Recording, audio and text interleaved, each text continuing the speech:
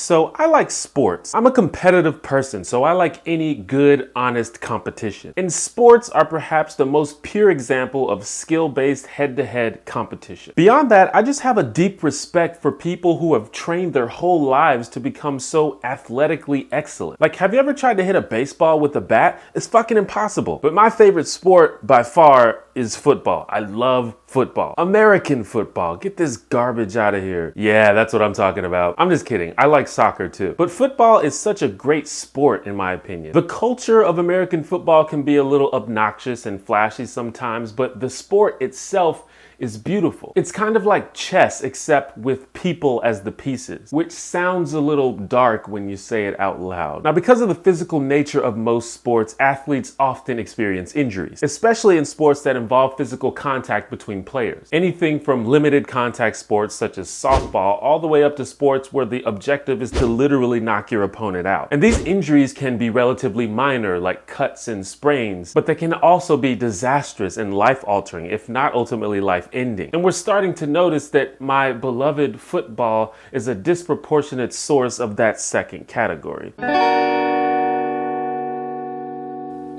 Hi, I'm T1J. Follow me. In an NFL game a couple weeks ago, Ryan Shazier, linebacker for the Pittsburgh Steelers, was involved in a nasty collision that resulted in a spinal contusion that left him unable to move his legs. Now, usually when there's a bad injury on the field, like a dislocated joint or a broken bone, as fans we say, wow, that sucks. My thoughts are with him. We just want to watch a good, clean game where nobody gets seriously hurt. But we're not usually that bothered by it because we know that the injuries are fixable. But this one felt a little different. Shazier's recovery outlook is kind of up in the air, but in the back of my head, I know that this type of injury has the potential to lead to devastating consequences. And this might seem like a freak occurrence, but spinal cord injuries are not uncommon among football players. In the NFL alone, Devontae Holloman experienced one in 2013, and so did Jermichael Finley and David Wilson the same year. Jameel McClain had one in 2012. So you get the idea. And it makes sense because the main cause of spinal cord injuries is physical trauma.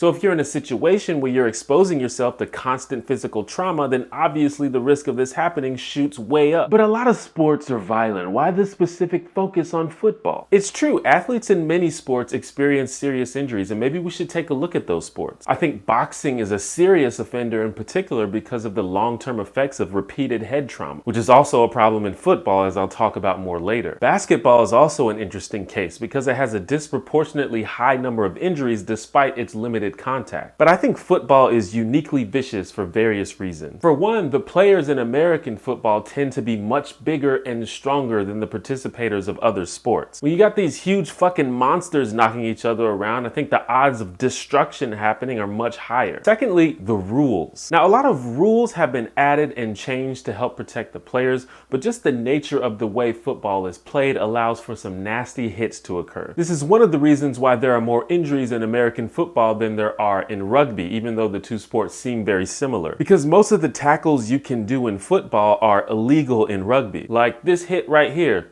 100% legal. I don't know, it just seems like you shouldn't be able to do that. But that's part of the problem. The big, nasty hits are part of the enjoyment of the game. And honestly, it's part of the strategy that teams use to win. Oakland Raiders running back and all-around hilarious person Marshawn Lynch once described his strategy in a 60-minute sports interview like this. If you just run through somebody's face, a lot of people ain't gonna be able to take that over and over and over and over and over again.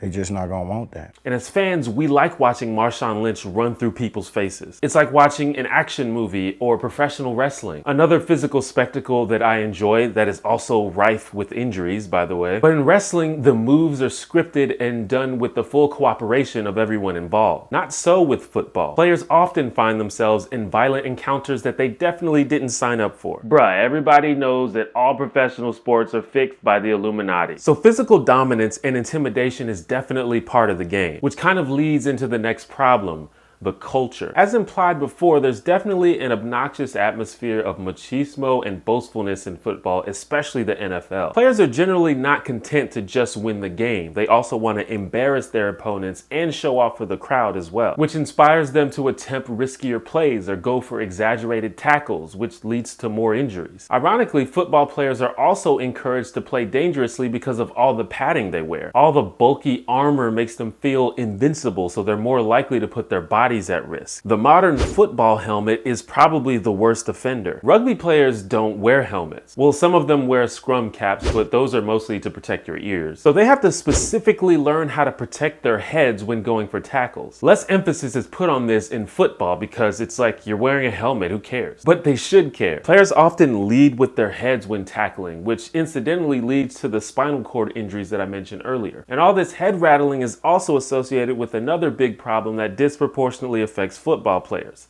concussions. Now, concussions are usually considered minor brain injuries whose symptoms subside in a couple of weeks. But getting concussion after concussion because of repeated head trauma, as many athletes do, can lead to the awful disease known as CTE. CTE stands for chronic traumatic encephalopathy. And it's basically a disease where your brain has gotten banged up so much that it permanently stops working correctly. Like, have you ever fucked up your phone, like dropped it or got it wet or something, and after that it's still like turned on, but something about it just didn't work correctly? It's kind of like that, except with your brain. And as it is a result of brain damage, CTE can lead to cognitive and behavioral problems, motion impairment, and even dementia. It's often associated with people's personalities completely changing or them becoming inexplicably violent or suicidal. CTE is a particularly difficult disease to deal with because symptoms typically don't appear until many years after the initial injuries. And also, CTE cannot be decisively diagnosed until after the person has died. But we do know that repeated head injuries is the factor most closely associated with getting the disease. And we've actually known about CTE in boxers since like the 20s, but only very recently has it been studied for athletes in other sports. And even then, it's still a poorly understood condition. But according to the Boston University CTE Center, over 90% of the brains of deceased former NFL players that they studied tested positive for CTE. That's what we call a problem. Well, okay, but the players voluntarily signed up for this. Who are we to tell them that they can't play this dangerous game if they fully agreed to it knowing the potential consequences? Do they know the potential consequences though? Like, are they really making an informed decision? Of course, most players probably understand that there's a risk of injury. But if before being added to a team's roster, every player had to sit down in a room and be told, by the way, you're probably going to get irreversible brain damage from playing this game, how many of them do you think would agree to play? Former NFL star Bo Jackson, whose football career ended because of an injury, by the way, said in an interview that he would have never played football if he knew about the CTE risks. And he said he doesn't allow his kids to play football. But a lot of these players are young and inexperienced and enticed by dreams of fame and glory and riches, and might be convinced to do something that they really ought not do. But the NFL and its team owners have a lot of things that they can and have been criticized for. And one of those things is not taking the health and well-being of their players seriously enough. Multiple lawsuits have been filed against the NFL by current and former players seeking compensation for what they perceive as occupational hazards. And the NFL is just one of many football organizations out there, but it is the premier professional league, and the actions that it takes will definitely have a trickle effect down to other leagues. And this pressure against the NFL has inspired them to donate millions of dollars to CTE research. But that's only one step. I would be very sad to see football get canceled, but if that's what it takes to protect the safety and health of these players, who are often disproportionately non-white, by the way, then I'm gonna be in full support of that. But maybe we can save the sport. We need to first and foremost ensure that the players are 100% informed about the nature and danger of the game. And then we need to train them to play safer and not take unnecessary risks, and possibly change the rules to encourage cleaner play. And then we need the league, the team owners, and the coaches to take injuries seriously when they occur. Like, if your guy has a concussion, don't put him back in the game. Honestly, sit him out for a few weeks. All of this would result in fundamentally changing the game of football, and maybe it would result in it becoming less entertaining. But at this point, I think entertainment needs to take a back seat. Or maybe we can just replace them all with robots or holograms. Robots taking our damn jobs again. That's just me though. What do you think? Thank you for watching my video. Let's check the voicemail.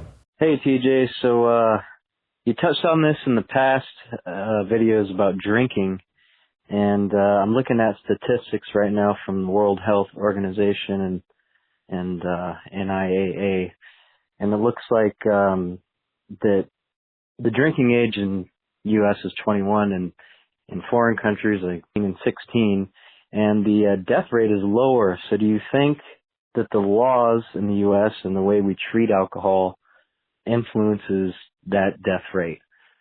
That's it. Love your videos, man. Peace out. This is an interesting question that inspired me to do a little bit of research of my own. And it turns out it's very complicated, so it's really hard to say. Now, in my biased brain, it makes sense that disallowing younger people from drinking alcohol would result in less accidents and less bad decisions, or at least slightly less bad decisions. But I don't know if that's true. I don't have the data. The United States actually is one of only about 13 countries where you have to be 21 to drink alcohol. And it still has a relatively high alcohol-related death rate. But the laws are so different country to country that it's really hard to compare. In some countries, the legal drinking age is 20 or 19 or 18 or as low as 16 in some countries. In parts of India, the drinking age is 25. Also, many countries have a different age for when it's legal to buy alcohol versus drinking it. In some countries, anyone can drink alcohol as long as they're accompanied by an adult. Apparently, in Cambodia, there's no age limit whatsoever. And many countries have laws on the books that they only lightly enforce or don't enforce at all. And there's a lot of things that tie into alcohol, like drunk driving, mental illness, depression, things like that,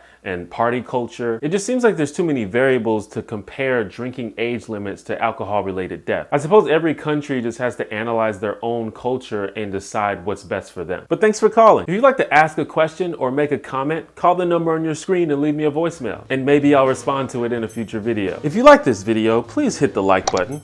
And if you're not subscribed, hit the subscribe button for more videos like this one. And ring that notification bell to make sure you never miss a video. Check the link in the description or at the end of this video if you'd like to support me on Patreon. Thanks as always to my exquisite patrons.